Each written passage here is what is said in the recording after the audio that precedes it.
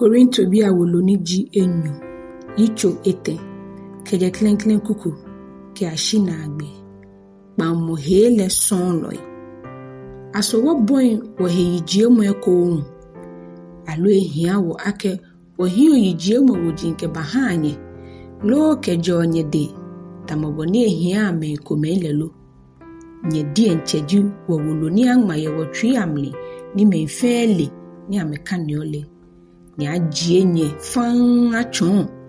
akenye ji Kristo woloni wo somo yehi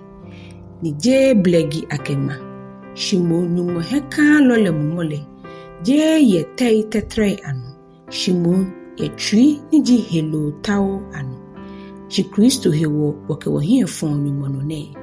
je ake wo sa ye wonye mona ni wo odwen ake noko je wodi enche womli shi wo salele ni momli yeje le ha wo chomo me ni sa ake fe pa mo hele son loy je no ni angma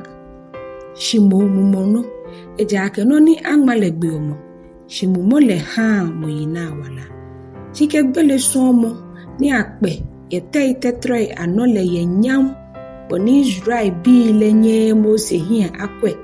ye ehia nyam ni sefo le hewo pole animu monsomo le fe nyam fendo eje ake ke fobu somo le ye nyam le ani jale somo le efe nyam ke teke no ahu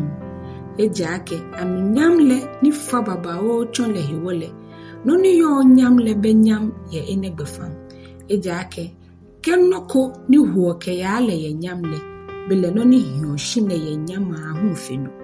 agbene ake ni wo yo ne ke hie no kamo ne hewole ofie kan baba o ni wo fe tamomose ni ke ha no ha ehie oni Israel bile akweno ni huo ke ya le na agbile shimo anga amedwemu na eja keke wa shimene gbine no le na kan ha no le no ha pamo momole kan ni mole no aje koshi ake Kristo mni esefu ye shike ba shimene gbine no le be febe ni akane omose wulule ha no ha ametwi no shike ameku ameseke ba nu chole mole aje ha no le shinu chole ji mumole ni heni nu chole mumole yole jen heyeli yo shiwo fe ni woke hie petekple ko nu chole anu nyam le tamwa ko ahwehwe mnile womi chake womi chomo na kansuban le no kemi janu nyamli kemi yanu nyamli tamoboni eje nu cho ni ji mumole mole hallelujah. Korinto bi awoloni ji enyo yicho edwe keje klenklen kuku ke ashi kuku ni ji nyoma ke enumu mumondwetri yesu tuji ami no hewole akeni akeso mo ne ehawo enumu mobona le na ale woni ji eje ewi shi wakwa hegbe jiani ni aketele ni woba waje ekutumpomli yansan wakani bi futu ni mowie mole shimu woke anokwale le wie mo fan dio wo heyi wo chon gbomo fen gbomo he nile enyumo hi shike ha aha wosane papale hi tetele me ni la jiole amrin keke aha hi ameji me amni ni jene amni nyumole eshula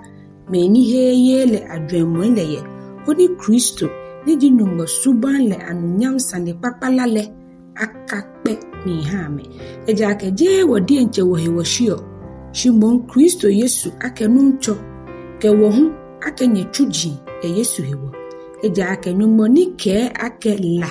aje dumli akpele le no ekpe e wo twi amli hu ko ni nyumo anunya he ni le lale akpe Yesu Kristo hi shi wo hie ne kenje twi ne Yesu puji amni koni hewale ni fa keteke no le afe nyumo no ije wono afifi awo ye hefehe shikenle wotri esu ofio ya shikenle woni jian ejekowi awa yi shikenle akwakowo atri awo shikenle opleneko dane wo hie Yesu gbelele e wo bomochole mnikenye koni Yesu wala hu ajepo ewo gbomo cholemli eja ake wo ni wo hie kamo ne da ne atu wo awo gbele de ye Yesu hewo ko ni Yesu walale hu ajepo ewo me che ni ba agboele am no hewole agbene gbele tuo ni ye womni shinyele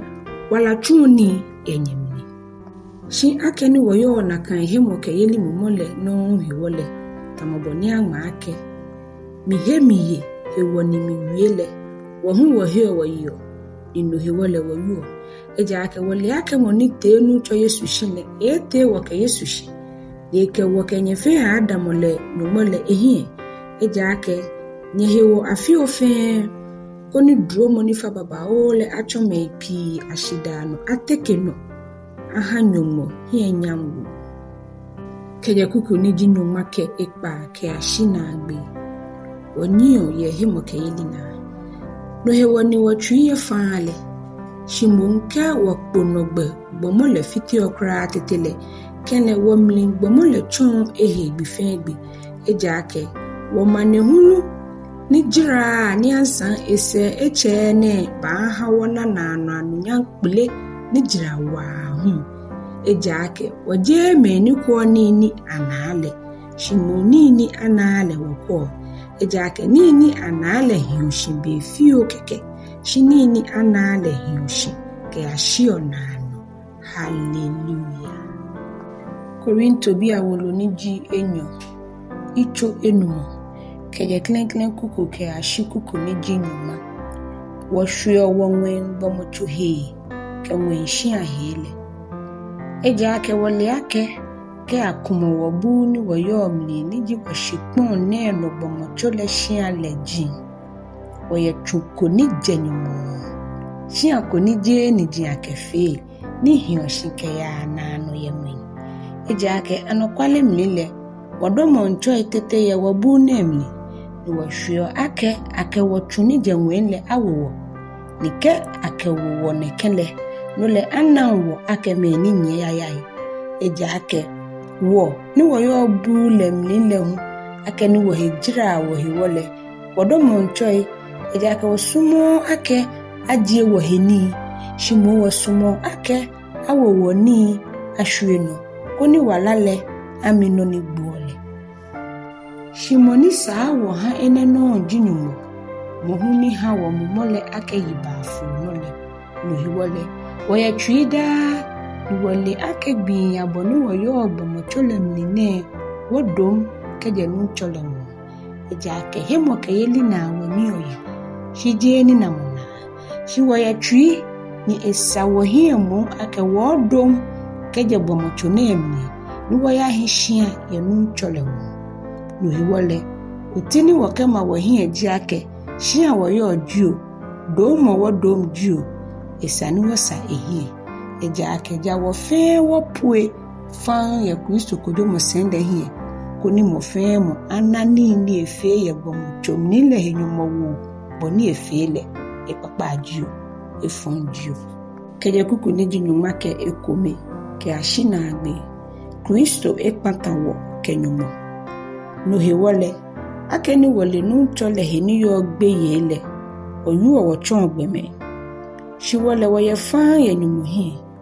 ni mi hi kanu ake wo ye fan ye nye heni le mi hu eja ake je wo di enche wo heyi wo ji owo ha nye ko shi mu wo kemi ha nye gbe ni nye ke hwanye fon wono ko ni nye na ekonye ke me ni hwan ye gbe me ya hi shi die ye twi mi le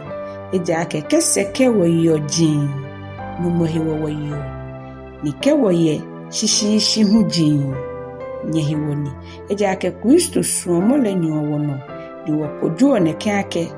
ke mo ko megbo me ife ayigbelele bele me ife egbo ni egbo me ife ayigbele ko ni me ni hie kamole ahie aka kamo mi ha amede enche amedon shimo amehie akamo aha monigbo ni atele shiekun aha amele bele keje ngmene no keya ne wole mukomoko don yegbeme asusumona ni kegbeme asusumona wole Kristo yetetele agbenele wole le na kaidon yewole kemoko ye Kristo mnile bono hejile blemanile eho na nibi fe echon Jinibi ne fe jenu onichon Yesu Kristo no ekewo pata ni ekepata mo son mo hawolede oji ake nyumo chon Kristo no ekejele pata ni ebu amenoto moele ehame yetu pata mo wie mole ewowode lo hiwole ojibofo ya Kristo naja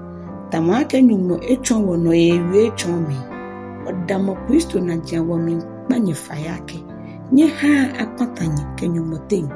eja ake monile shale wo hiwole echon sha